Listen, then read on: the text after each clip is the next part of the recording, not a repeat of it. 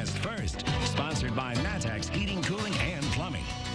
Good morning, everyone. Happy Monday. So we have a lot more of the sunshine to start off our day, but we're going to get more of that cloud coverage back around for us as we go later into the afternoon. But right now, though, we just only have a few clouds around. Plus, it's pretty comfortable out there as we start off this morning. Upper 50s and lower 60s. 59 in Decatur, 65 in Paris, and right now it's 60 in Danville. Looks like our planner today is going to call for more of the clouds as we head into the afternoon and evening hours, and a small chance of a shower or storm could be around, too. We'll get more chances later into the week. We'll let you know more about them here in a bit. WCIA 3 News starts now. You're watching your local news leader. This is The Morning Show on WCIA 3 News. Decatur police say they found 2 people with apparent gunshot wounds. Thanks for joining us this morning. I'm McLeod Hageman. And I'm Christy Batista. This happened near East Clay and South Webster Streets. And the victims were a 21-year-old man and a 26-year-old woman. Both were taken to the hospital, and police are currently looking into exactly what happened. Well, mothers who lost their sons rallied to end gun violence during an event in Champaign. HV Neighborhood Transformation, we told you about that group on the morning show. They organized the anti-gun violence march. About 50 people were there, and WCIA 3's Gabrielle Cook was also there, and she explains what they hope to accomplish. A lot of the young men and young women living in these communities are hopeless. They feel hopeless. They feel like there's nothing out there for them. I, too, myself felt that way at a point, but I've learned throughout the years that that's not true. We just have to chase it. Maurice Hayes is one of the creators of the HV&T organization. He started the group because of his connection to the community. Just trying to put that same kind of teachings back into the community, because we speak the language. We from the same environment, the same attitude, the same mentality. Demonstrators marched on Bloomington Road, stopping traffic. Signs reading, "Put the guns down, in your life matters." That message was deeply personal to one mother who lost her son to gun violence in 2018. She says the violence leaves a lasting impact on mothers. But for any mother out there, this is a trauma situation. You're going to be depressed, most of us, you know, but go out there, reach out for help, because it's out there. It's out there to get. Activists are asking for more focus on mental health counseling, food assistance, and substance abuse to help make a change. We're here for the community, and then we still want to ask questions as well. So what can we do as an organization to put the resources out in the community? Charlene Haynes James also lost her son to violence. She shared her message with all the moms facing the same thing. We all share the same thing in common, you know, and maybe we can fall on each other and make each other feel good. But with the separation and people not really wanting to participate, it's kind of hard. But I'm here. And HV&T wants to hold another anti-gun violence march in the future, but the organizer says the next time he hopes to see more people from the affected communities involved.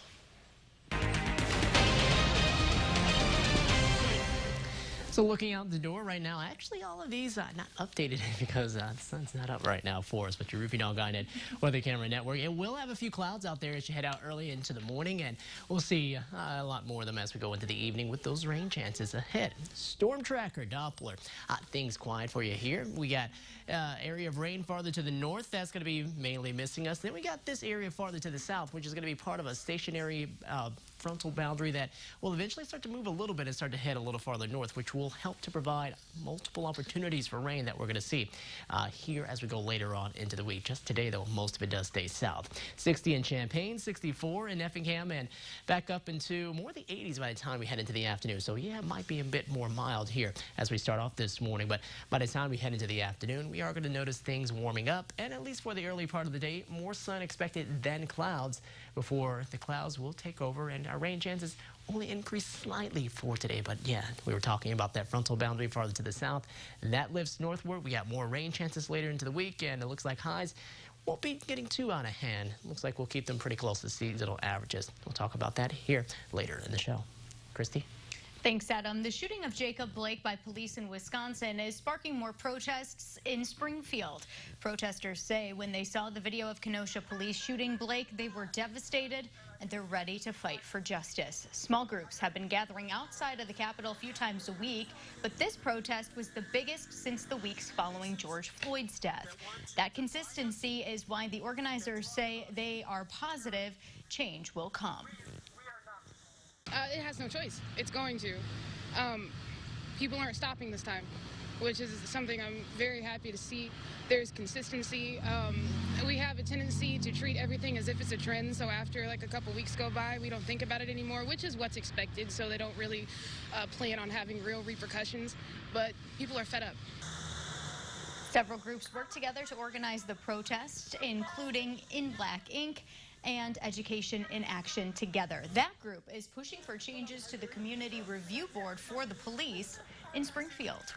Well, both building service workers and grad employees rallied for change at the University of Illinois. Both groups have had frustrations with the way the university was treating them. For building service workers, they tried requesting hazard pay, but they say the university denied it, saying they don't qualify for it. Graduate employees paired with building service workers because of their issues with having to work on campus. They don't have the choice right now of being able to work from home if they want. Right now that's being decided on a department by department basis, and we want to be able to say that any graduate worker should have the choice whether they are putting their lives on the line to work in person or work from home. And the protest started with both groups speaking about how the school's decisions have been affecting them. It ended with a walk to the president's house. Well, Decatur city leaders will be reviewing the financial impact of the coronavirus tonight. That's as they prepare to set a 2021 budget in the wake of COVID-19. Leaders are predicting a revenue shortfall of at least $5 million by the end of this year. City Manager Scott Wrighton says no layoffs or involuntary furloughs are expected this year, although he does say 17 people are no longer with the city because of the normal turnover rate.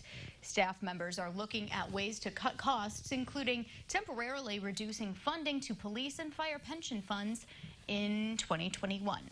Also tonight, an elementary school in Rantoul is hosting a tech night to help parents address issues they may be facing outside the classroom. Northview Elementary School is offering 2 tech nights. Both are from 4 to 7 at night in the gymnasium. The principal says they want to help families who are working remotely and may be feeling overwhelmed. So parents will have a chance to sit with the technology experts or a teacher to learn a bit more. I think the biggest challenge is that it is a digital platform, so the technology itself is a little bit of a challenge. As we said, the first tech night is tonight, and the second one will be Thursday. The principal says they may offer more sessions in the near future. Families who can't make it can call the school office and then also ask for help. Well, one recruit is keeping the Illini on his list while another one is moving on. Coming up in sports, we have the latest basketball recruiting news. We'll be right back.